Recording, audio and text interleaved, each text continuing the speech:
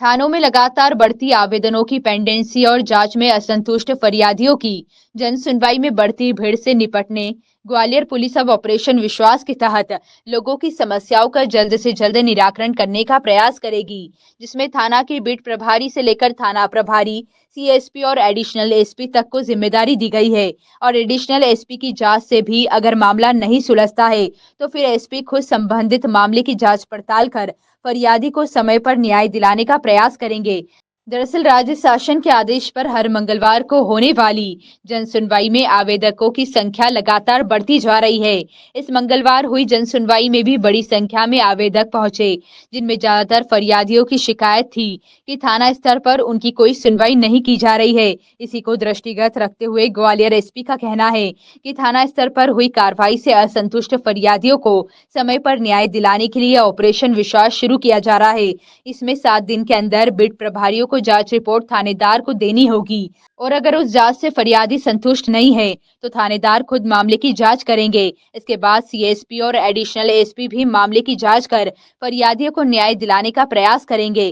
फिर भी अगर फरियादी संतुष्ट नहीं होगा तो एसपी खुद मामले की जांच करेंगे। 24 तारीख की घटना है। मुझे नौकरी का झांसा दे करके पहले तो कैफे में ले करके गए। कौन थे?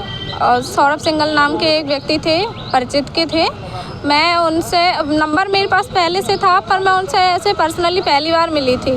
पहले मुझे उन्होंने कैफ़े में ले जा कर के खिलाया पिलाया, उसके बाद बात करने के बहाने मुझे होटल ले कर के गए और वहाँ पे उन्होंने फिर मेरे साथ ज़बरदस्ती गलत तरीके से सारी संबंध बनाए मेरे मना करने के बावजूद। और फिर मुझे बोला गया कि तुझे नौकरी दिलवा दूंगा, तू किसी से कहना नहीं, रिपोर्ट नहीं कराना, कुछ नहीं कराना। और नौकरी भी मुझे इस पाँव में दिलाने की बात करवाई, जो कि मैंने मना कर दिया। तो फिर उन्होंने मेरा फ़ोन उठाना बंद कर दिया और अपना फ़ोन ही बंद कर लिया। कहाँ की घटना है ये घटना है सिंधे की छावनी दुबे हॉस्पिटल के सामने समयंक होटल की। आप थाने पहुँचे, आपने फिर कल थाने गए थे, थाने पे क्या हुआ आपके साथ? मैं सबसे पहले थाने गई 27 तारीख को, तो वहाँ मेरे से ये बोल दिया गया कि सीएम साहब आ रहे हैं तो आप 1 दिन के बाद आना।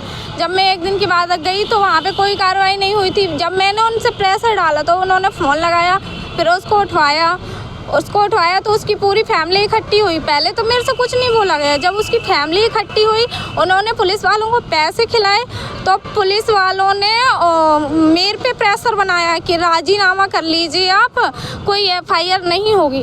अगर जब कोई एफआईआर हो ही नहीं रही है तो मुझे ये बताइए आप कि वो मुझे पूरे दिन भर क्यों बैठाल के रखे, किस बात का राजीनामा जब कोई एफआईआर नहीं बन रही है। तो कितने बजे से कितने बजे तक बैठाला? मुझे दोपहर के 2 बजे से रात में 10:30 साढ़े 10 बजे तक बैठाल के रखा। किस लिए बैठाल के रखा? जब कोई केस ही नहीं बन रहा तो नहीं बैठाल के रखना चाहिए ना, जाने देना चाहिए। जब मैं लास्ट टाइम तक अड़ी रही कि नहीं मुझे राजीनामा नहीं चाहिए, मैं एफआईआर करूँगी, मेरे से ये बोला गया कि तुम कल तक का समय ले लो और कल उसके बाद सोच करके बता देना कि तुमको क्या करना। और जब मैंने आज कॉल लगाया तो मैडम मुझे इग्नोर कर दी। मेरे से झूठ बोला गया कि वो थाने में है नहीं, बाद में आना। मैं कम से कम 3 घंटे पहले कॉल की थी, अभी तक उनका कॉल बैक नहीं आया है। और उन्होंने उसको तुरंत ही छोड़ दिया, पैसे के बलबूते पे उनको तुरंत ही छोड़ दिया। सीसीटीवी लगे हैं। मेरी इतनी तबीयत खराब थी फिर भी मुझे बिठाल के रखा, मुझे आने नहीं दिया उन्होंने।